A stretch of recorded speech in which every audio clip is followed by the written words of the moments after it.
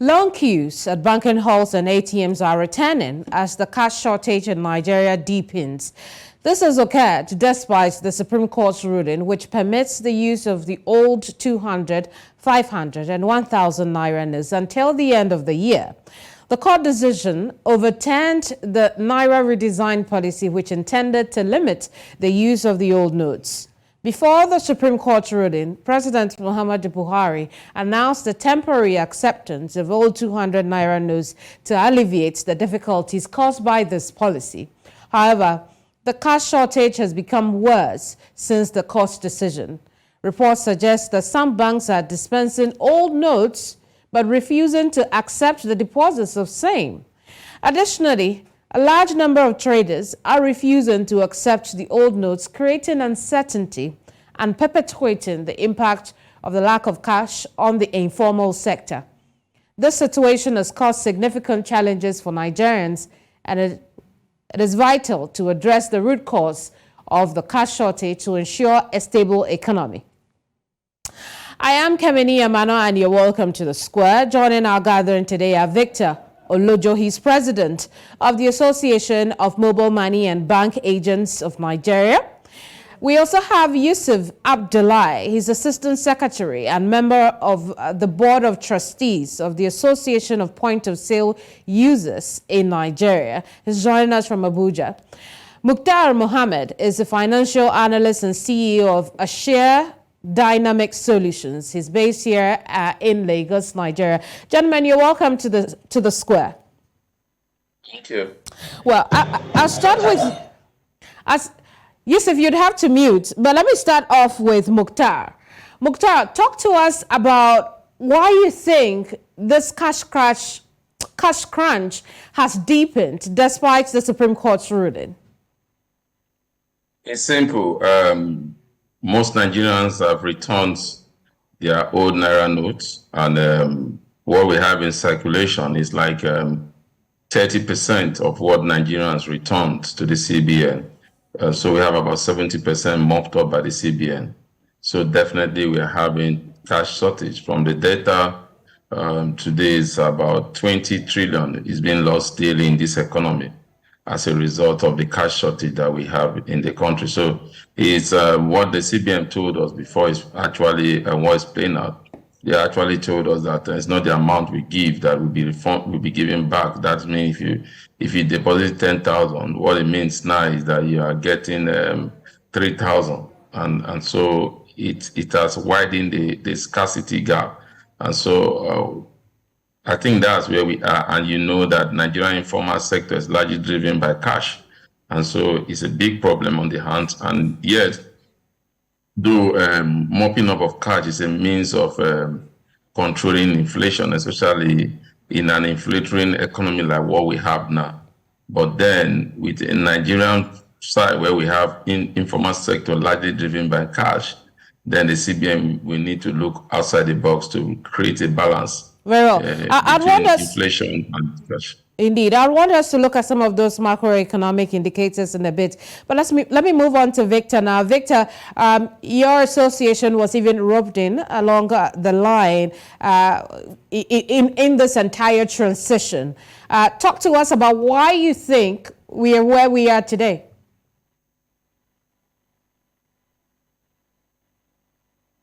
Thank you very much for having me.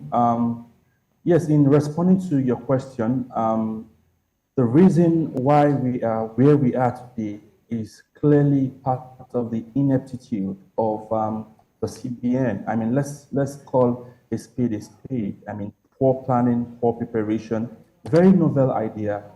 We feel like what the CBN is doing is not actually out of place, it's needed. But the reality is that some of the reasons for which they said they were doing these things are clearly misplaced, because at the end of the day, policies of government should actually make lives better. But what we have today is actually on the contrary. Lives have gotten worse by virtue of this policy. Things are not getting better. People are poorer. People are out of business.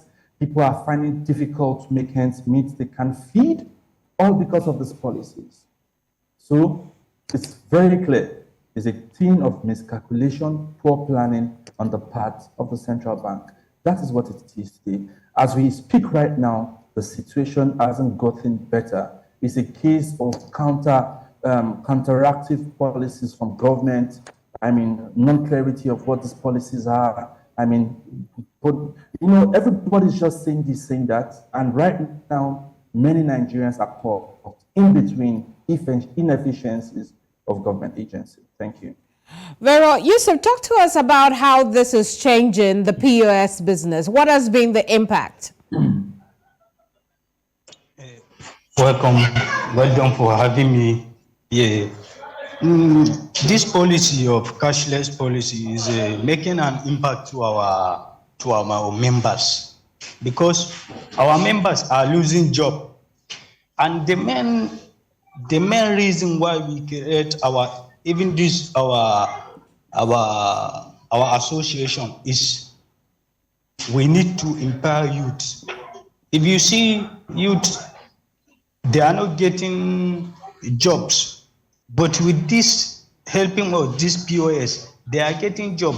But now in this policy that government came with it without even consultation, I will not say they will not consult, but their consultation is minimal before they will take this action. They have to look at how people are doing, because it's cash is a soul of this country. Everybody know that. But we found ourselves, like our members, 90% they have lose their job. 90%. Really? Now let's put that 90% into perspective. How many members? How many members do you have, and how many of them have lost their livelihood as POS operators? We have about 1 million members. So you're telling us that members. Go ahead. This our 1 million members, registered members. I am telling you, 90% of them, they are not. So about 900,000 of them are not working now. That's what you're saying. Are not working now. They have even given their POS to the shops. I see. Yes, they can work.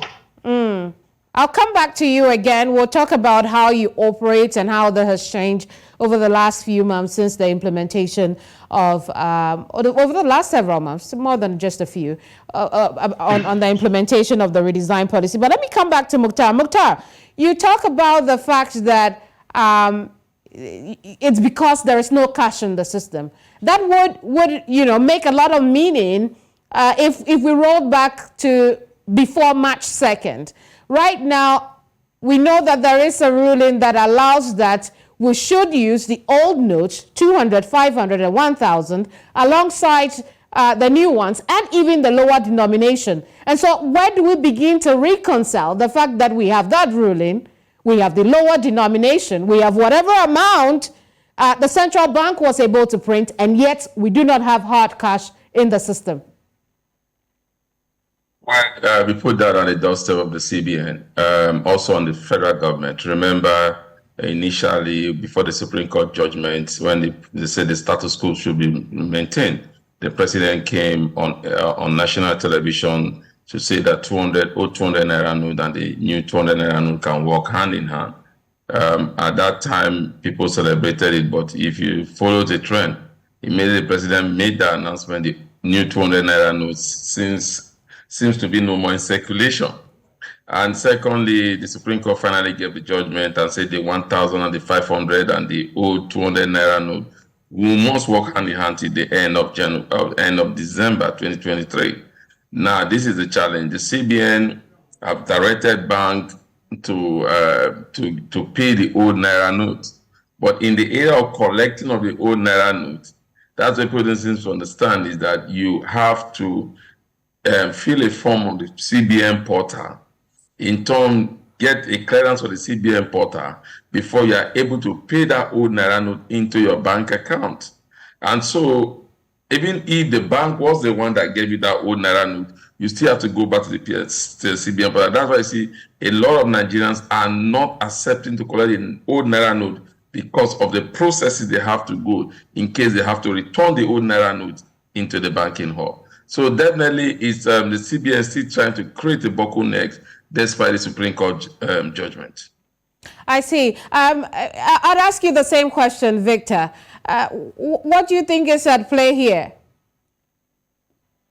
Well, again, I feel that for me is the organs of government must recognize the supremacy of the Supreme Court. There is no going back about it. I'm not very pleased with the posture of the CBN after the ruling of the Supreme Court. I mean, the moment the Supreme Court ruled, it's a very clear judgment. I mean, this should persist till December of this year, right? So up till now, there's been no official statement, memo, gazette from the CBN directing banks on what clear actions the bank should take. And if the CBN continues to keep mum about the situation, Nigerians will continue to be in the dark. So our call is the CBN to come out very clearly. I mean, as of this morning, all I could see was a Facebook post from the former CBN governor, Professor Charles Soludo, who said he spoke with the CBN governor. I've not verified that, but on his Facebook, that any bank that doesn't accept this should be reported. But the way the CBN works, the financial system in Nigeria is very well regulated. The CBN is the regulator. The CBN should have, immediately the Supreme Court said this, at least don't put Nigerians in the dark. Please expect an official statement from us in 48 hours or so. As we speak right now, except maybe before this, the CBN has issued a statement. But this morning, we're yet to get an official statement regarding the Supreme Court ruling. So what it means is that there is no clear line of communication. Nigerians are still in the dark. Small businesses and several other Nigerians will be scared of accepting the money because the CBN is yet to give a clear directive on this Supreme Court ruling. Very well, Victor, I come back to you. Is there a chance that another reason this could be so is because, as the CBN informed us earlier, when the Supreme Court had given its interim ruling, interim order, rather, not a ruling, it had given its interim order. You remember that the CBN had said that it had begun destruction of those old notes. Could that be a reason for what is happening now? Yes, I mean, yes, for a fact, it's very possible. I mean, we've been seeing images on newspapers of old notes being shredded, being destroyed, and all of that. So yes, I mean, that's a point. It's actually something that is a possibility. The CBN already started making plans. They are printed and all of that. Yes, so it is possible that plans were already on the way. The CBN had plans already. But what is obvious to Nigerians is that the plans of the CBN were not adequate enough. Nigerians are at the end of this suffering. I mean, Nigerians are worse off. And I mean, we're starting this note, we're almost done with the first quarter of the year, and it's just very terrible to see the impact of government policy, how much impact it can have on the life of the people. We're better off with the old notes. If we were fighting corruptions, there were other institutions of government. We had the ICPC, we had the EFCC, we have the intelligence unit, we have international money laundering laws and everything. So why are you making life unbearable? Now we've seen how bad the policy is, yet our lives are worse off as Nigerians. Very well, Victor, and that brings me to you. Before this, the implementation of this policy, the CBN had indicated that the reasons why it needed to do this. As far as you are concerned, based on your analysis, have we achieved any of those things? Are we even en route to achieve any of those? I mean, it's better I won't pose the question. No, that's for Victor. Mukhtar. I apologize. That's for Mukhtar. My confusion here. That's for Mukhtar. Mukhtar, talk to us about that. Whether the policy has really meets what is target. Well, it depends on the target you are looking at. Remember, before the ruling came up, before this, before we had this crisis, the exchange rate, which the CBN asked as one of the reasons why they had to do this policy, was almost hitting 900. At the introduction of this policy, I think it went as low as 680 before we finally settled at 750. And the fact was that about 1.3 trillion of the money that were in the banking sector were outside the banking sector, and those money were the ones that were pursuing the dollar outside the banking space, and then demand and supply came and the dollar went up. At the time we said, okay, return this money, we saw that there was a little bit reduction in terms of the exchange rate volatility. But in the area of inflation, because of the informal sector that is largely driven by cash, we have seen inflation goes up. So rather, they say they will use it to maintain exchange rate volatility. You can say to a measure they achieve that, even if the difference is not that much from where we're coming from. Then for the exchange rate, for the inflationary pressure, they did not achieve that. So it depends on what you are looking at. But the policy is a good policy, but implementation is a far cry from what anybody expected. And because you are driven an economy that is driven by a private sector, you need to informal sector, you need to tread cautiously, because this informal sector is largely driven by cash. So those are the big what they set out to achieve, and also to give a new corporate image to Nigeria, because the global best practice is that after every 7 to 8 years, nations change their currency, but there are processes where sometimes they leave this currency for a year, running by and by the old and the new. But ours was immediately cut off the old and get the new, and we're not able to meet the supply in terms of the new. And that's why you see that these days in the banking space and in the POS, you see a lot of Nigerian queuing up. I see. Gentlemen, I want us to take a listen to some people on the streets of Nigeria's traders and POS operators alike. We spoke to them. Here's what they said about the impact of the cash crunch on their lives and livelihoods. I'm a POS business. I'm doing POS business. It affects a lot because I don't have cash to do my business. Even I'm selling fish. People that transfer at the end of the day, it will reverse back to them. All our money has been hanged now. We don't have money to do business for now. The fish that we are selling, we don't have money. It's people that is favor us for now. People is favor us now. They are giving us, when we sell finish, we'll now return their money. That's what we are doing now. So please, they should find something to do for us. On our side, it is really biting us hard. Because as it is now, some people come buy market 200 naira to transport, so they don't see it. And with that buy market, if you go to villages to buy market, they don't collect transfer. So what we end up doing is we end up buying our own currency. So Naira now is more expensive than dollar in our own country. And that's why somebody say we are slaves in our own country. We don't used to get enough cash. Sometimes we get 50,000, 40,000. So when somebody comes to change money, we used to just give them maybe 5,000. And when we give you 5,000, we will tell you that we cannot change it to the same amount that we do transfer for it, because we have to pay money before we collect the cash from those people. Gentlemen, you heard from people on the streets, people who are using hard cash all the time. And it brings me to Yusuf. Yusuf, one operator seems to outline some of the challenges that you face. How does that resonate with your 100,000 members who are lucky enough to get cash?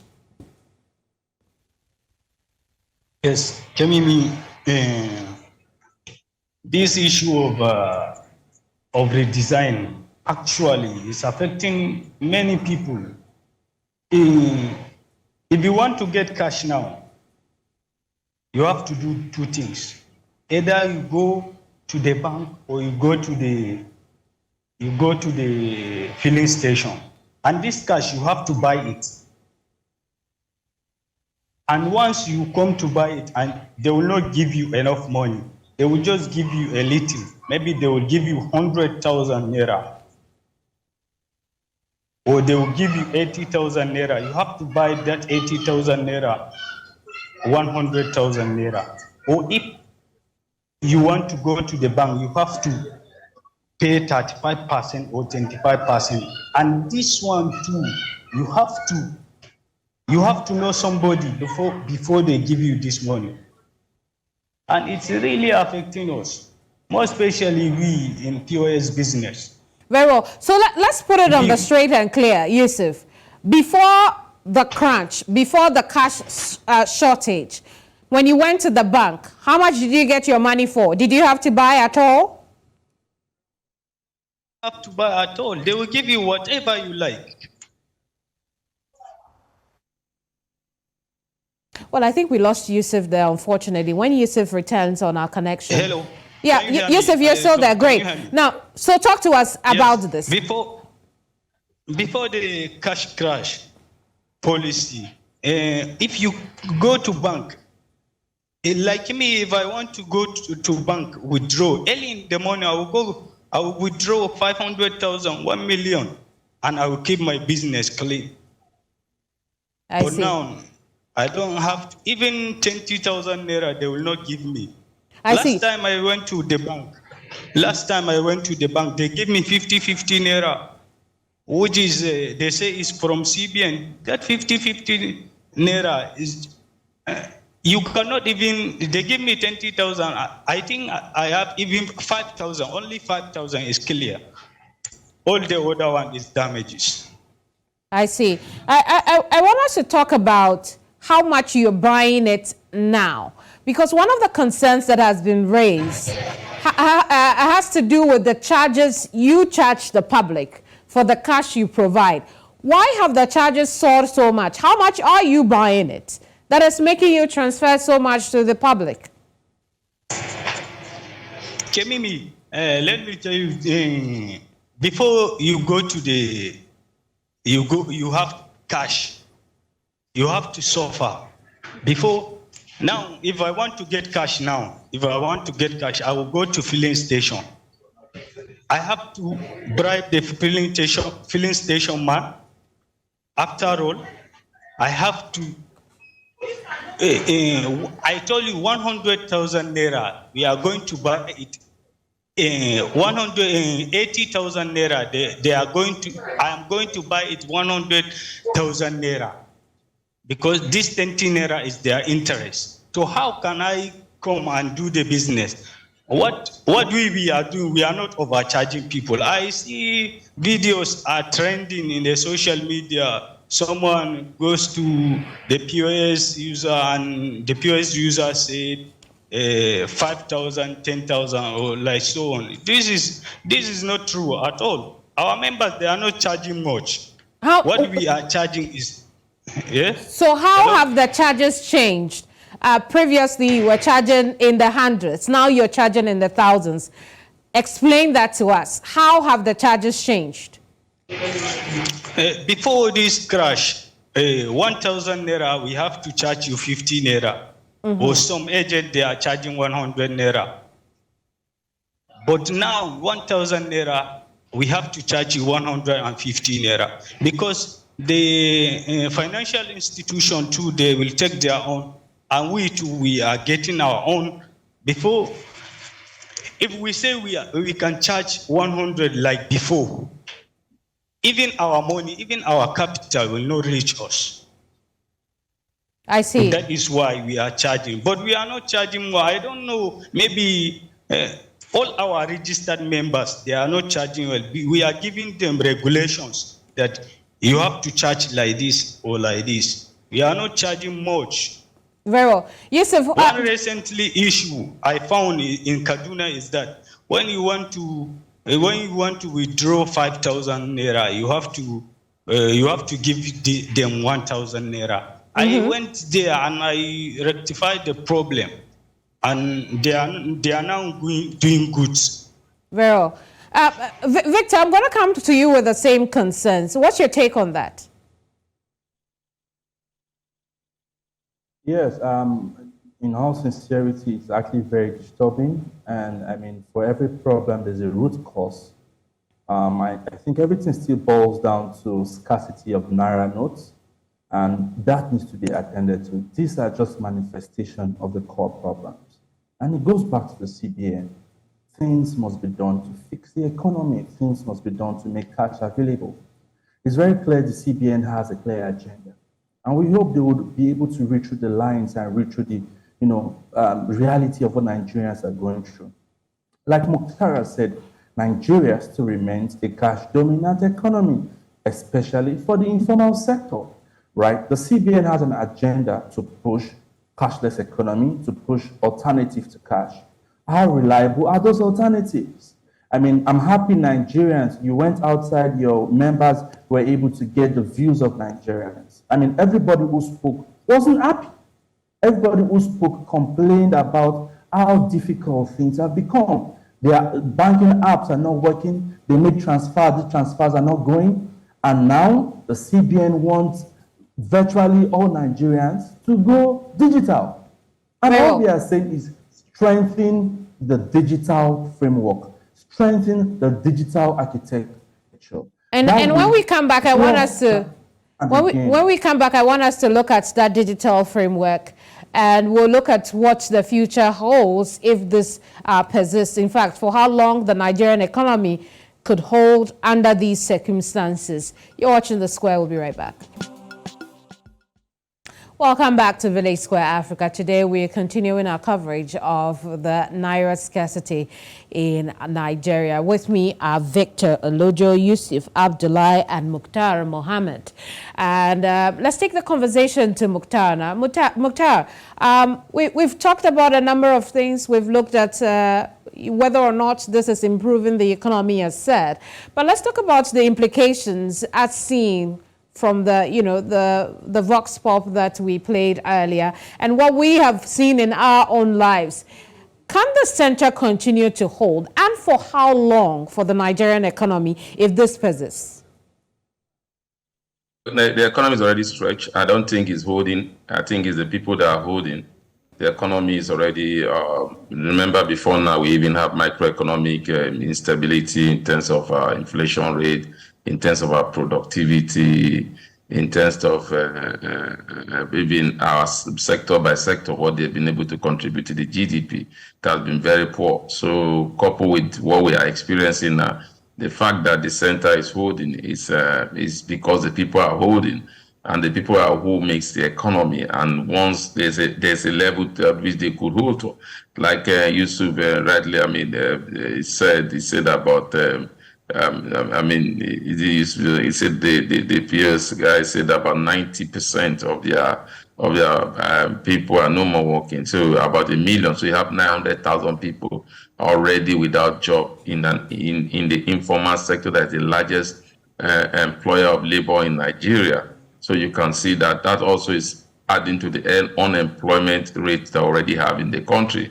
Then we need to look at the rural area that has begun to, that also add up to rural poverty, because the rural area is one area that has been largely driven by cash, because they don't even have banks close to them. They don't even have infrastructures to even go into any bank to buy. So you could look at that also, you could see the negative effect.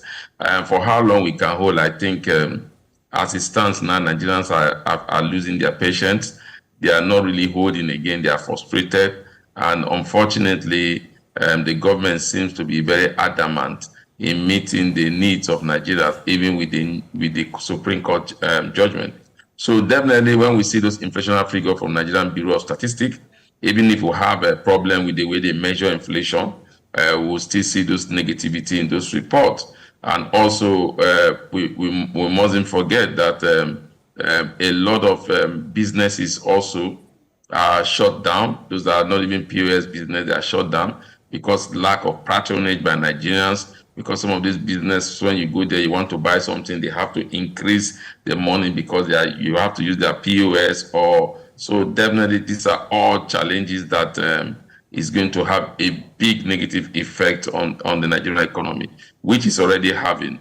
But when those numbers come, that's when we begin to know how much of those things effect it has in the economy. But I don't think we are holding on. We are just frustrated and just enduring. I don't think as far as from where I'm sitting, the economy seems to be non-existent, especially in the informal sector that drive over 80% of economic activity in this land.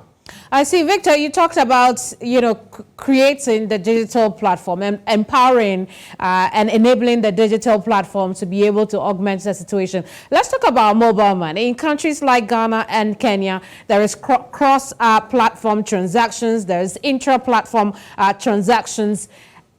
Does Nigeria's mobile money have that capacity, and how can it alleviate in the short term and perhaps in the long term the problem at hand now? All right, yes, so yes, at this level, we are very well advanced, like other African countries. Our interoperability is working very well. I mean, the operators, the super agents, the banklets, everyone seems to be working well. We have a central switch. You're able to transfer money from one wallet to the other. But the reality is that Nigeria, as a market on its own, is not ready for wallet to wallet. We still have a cash culture in this country, right? So many Nigerians still believe in cash, and many reasons can be attributed to that. One, largely, is the issue of trust. Trust has been eroded. I mean, many people cannot confidently tell you that they trust the banking system today. And this is a result of the several failures they've had in the past. Many Nigerians are yet to recover the money or monies that have gone missing through the banking sector, through the banking system, through the apps, through the mobile banking apps. And when you go complain to the bank, it will be rectified in 5 days, in 3 days, in 7 days, and forever your money is not seen, and you don't have anybody to fight to. There are many small businesses who have been duped or who have been, so the system is questionable, right? They would rather want to get cash and go and deposit that cash.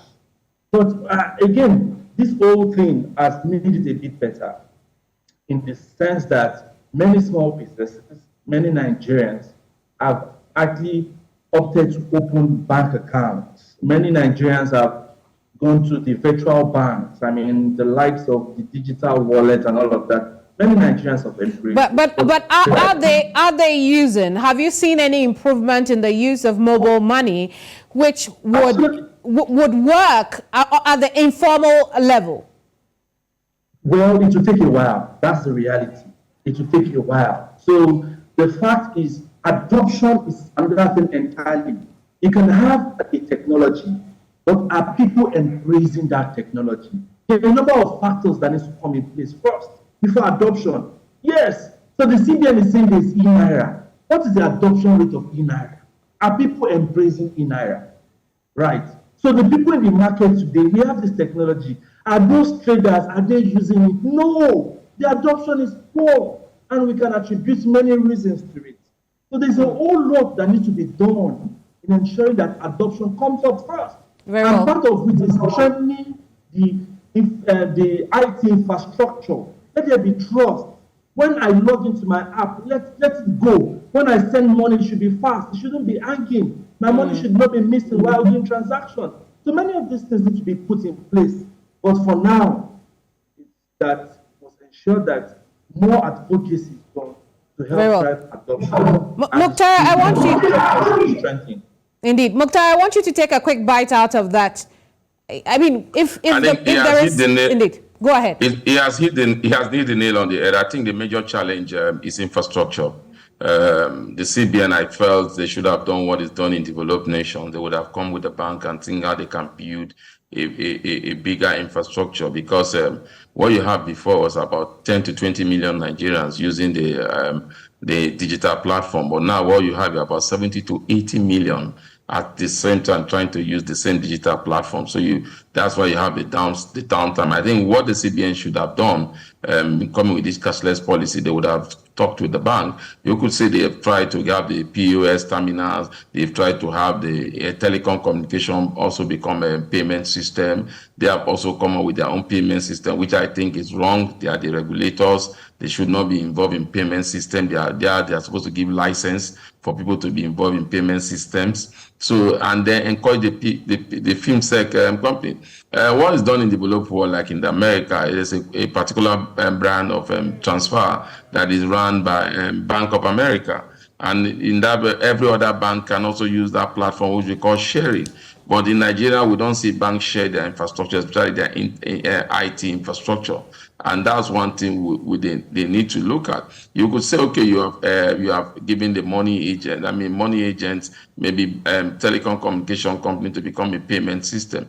You also know that they also have to come with their own challenges, because most people in the rural area do not have smartphones to begin to come up with the code. And so it comes with a lot of challenges, but also, like Victor said, it came with a lot of opportunities, because as it stands now, a lot of Nigerians have also begun to open bank account.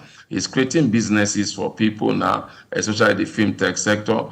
Most of the banks are playing on this fintech sector through their holding companies, and also is increasing the revenue of the federal government. That's one thing nobody's looking at, because now for every transaction you have to pay VAT. I'm not surprised when they say the federal government value-added tax have improved by about 116%. Indeed. So definitely that shows that the government also is enjoying this benefit. They're seeing the benefit. And perhaps that will be more reason this situation will persist for a long time.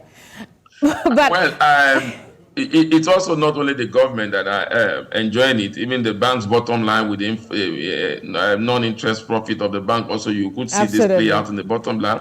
No matter how the platform you use, whether you use other platforms that are not banking app, but definitely they are not deposit money banks. So you need to deposit this is bank. Obviously helping somebody, and it's perhaps definitely helping. It's helping all those in the financial sector. Indeed. And So helping them before it will have them. Let's talk to Yusuf quickly. We're running out of time. Yusuf, quickly talk to us. What do you have to say to those who are perhaps increasing costs as far as the POS business is concerned?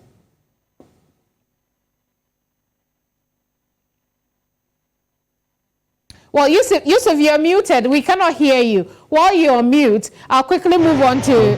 Hello. Right, go ahead, quickly. Yes, I say what I'm going to tell our members that they are increasing their fees is that remember government put I would say put hash on people.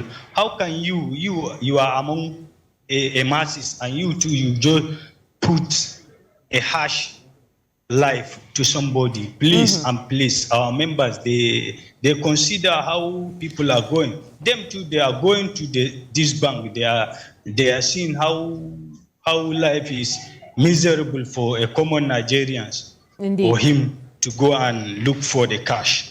Please and please, I am urging our members that they will not increase their charges. I see. We hope that they listen, Yusuf. But Victor, I'll give you the last word on this one. As you rightly said, we've heard from the Anambra governor, Governor Soludo, and then we've also heard from the governor of Lagos. It would appear that the governors are speaking on this matter and are instructing financial institutions within their area of jurisdiction to make sure that they are accepting the old Naira notes. Is this helping the situation? Should other governors take suit, or perhaps the CBN, as it was able to release a statement to clarify a news item, should be talking to the Nigerian people? What it is, the financial sector in Nigeria remains highly regulated, and the solution to this is simple: for the CBN to give clear-cut instructions to the banks and reassure Nigerians that it will uphold the directives of the Supreme Court. It's simple. As long as the CBN continues to keep mum about the situation, it's throwing more and more Nigerians into confusion. We are one country. So it's not about an Anambra governor or Lagos governor. What about guys in the hinterland, in the far east, in the far north? Perhaps they can pile pressure as governors. Well, again, it doesn't really count, because the banks are regulated by the CBN and not the governors. They will listen more to the CBN. So the CBN should come out with a clear-cut mandate. And let me use this opportunity to call upon the CBN to ensure that the sufferings of Nigerians are ameliorated. Indeed. By giving a clear-cut instructions to this matter. Indeed. Gentlemen, I'm grateful for your time, but we'll have to leave our conversation here. Hopefully, when we pick this up again, it will be because we have excess cash in the system. Thank you so much. We've been talking to Victor Olojo of the Association of Mobile Money and Bank Agents Nigeria, Yusuf Abdullahi, who joined us from Abuja. He's a member of the Board of Trustees of the Association of Point of Sale Users. And then we had Mukhtar Mohammed, who is a financial analyst and CEO of A-Share Dynamic Solutions, also based in Lagos, Nigeria. And thank you for your company. I do appreciate every second you spent with us here. We'll do this again same time tomorrow. Make sure you make a date with us. My name is Kemini Amano, and this has been Village Square Africa.